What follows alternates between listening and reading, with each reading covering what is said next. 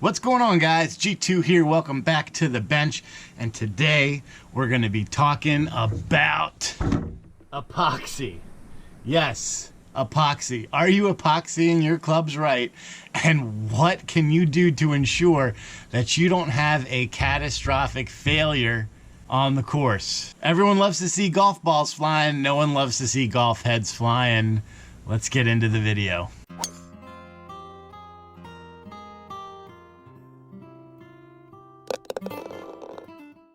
So if you're watching this video and you're not a subscriber, take a minute, join the community, hit the subscribe button, and hit that notification bell so you're alerted every time that we upload new content.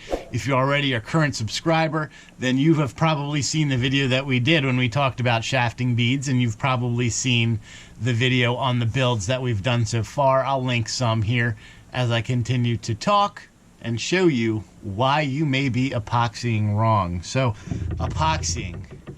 Singly, the most important step in building a golf club. I cannot stress that enough, guys. There's so many things that can go wrong if you don't do this right. The most obvious being is you'll end up like this. I got my shaft and I got my club. Everyone's had it happen to them. It sucks, and it's a little funny if you're not the one whose club head is flying off, especially if it's on the range and you got to tell everyone to stop hitting so you can go grab your club head. Pretty embarrassing, but we've all been there. I'm going to show you when you're building clubs for yourself or your customers or your friends how you can ensure that that doesn't happen. So let's talk about first epoxy. There's really two styles of epoxy that are out there. You have your quick set epoxy, which sets up in 20 minutes. It's for quick fixes. You need a club right now.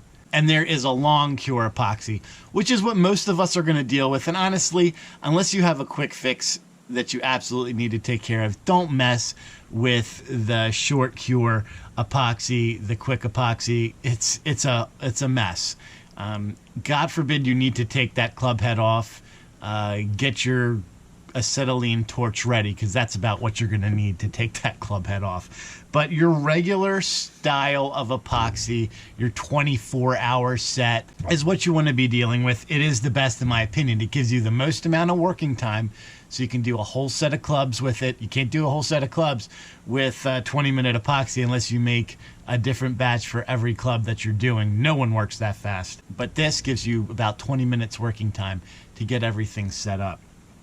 The epoxies are typically a 1-to-1 ratio when it comes to volume. So if you're using 1 cc of part A, then you're going to use 1 cc of part B, so forth and so on.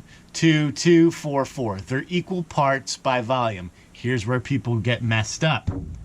One of these is a lot thinner than the other. So typically your resin is a lot more viscous than your actual setting agent.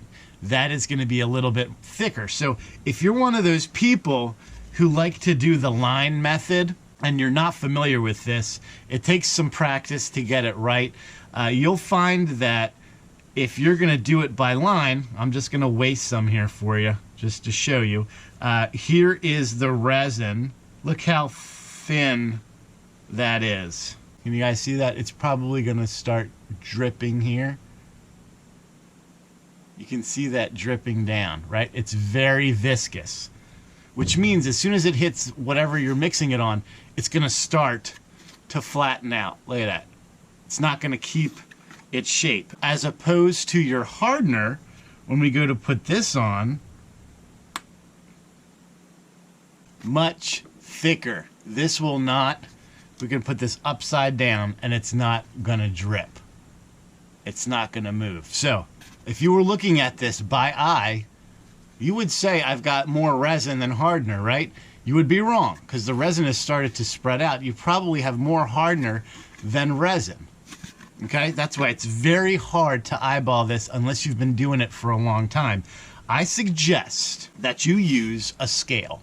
Now, there are measuring cups out there that you can use. They look like the little medicine cups, and you can fill 1 ml of resin and then fill the next with the hardener till you get to 2 mLs, and then you know you're perfect by volume.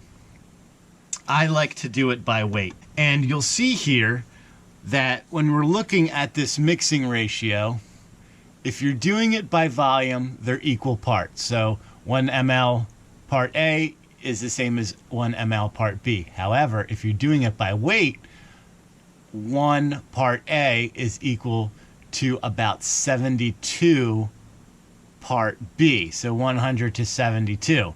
Pretty easy for you guys to figure this out. You can make sure that you get it absolutely perfect every single time. Again, just make sure that your scale can measure. You're probably going to want to break this down into the smallest amount of measurements that you can, because this stuff is pretty light.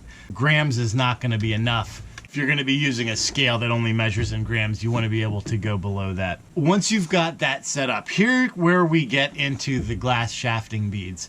Now, I've done a video on that. I'm going to link it right here that explains why you should be using glass shafting beads when you epoxy your shafts in. They are a structural component to ensuring that your shaft is in there evenly and ensuring that there is no wobble. Every shaft has wobble.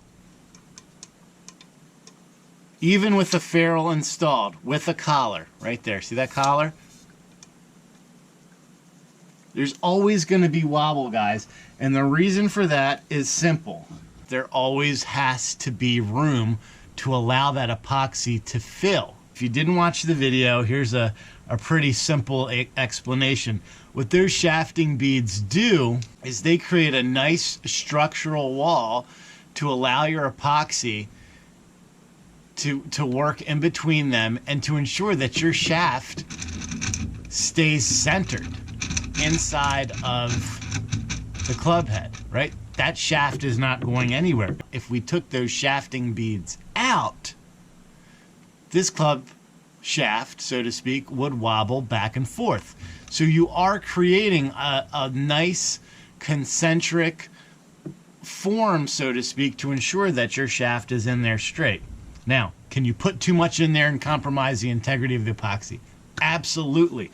So make sure that you check the instructions on your particular shafting beads and ensure that you're putting enough inside of your epoxy to do what it's supposed to do, but you're not doing too much to where you could compromise the integrity of the epoxy.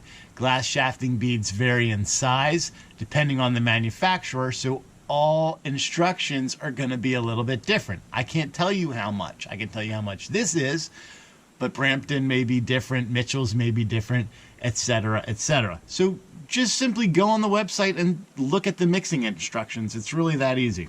So to wrap this whole thing up, guys, this is the most important part of your build, more so than all the time you spent it for fitting and measurements and obtaining your parts and components. This is make or break time when it comes to epoxy. So make sure that you get it right. Make sure that your weights and your measurements are correct. If you're doing it by weight, follow the guidelines. If you're doing it by volume, make sure that it's at a 1-to-1 ratio, and you're going to have no issues. Then add your shafting beads appropriately per the manufacturer's instructions. So if you guys have any comments, if you have any questions, make sure to leave them below in the comments, or you can email me right here anytime, as I talk to you all the time. So don't be afraid to drop an email to me. No problem. I will get back to you. I promise. And I'm going to leave you guys with that. Until next time, guys, make sure, for God's sakes, that you swing as hard as you possibly can, just in case you hit the ball. G2 out.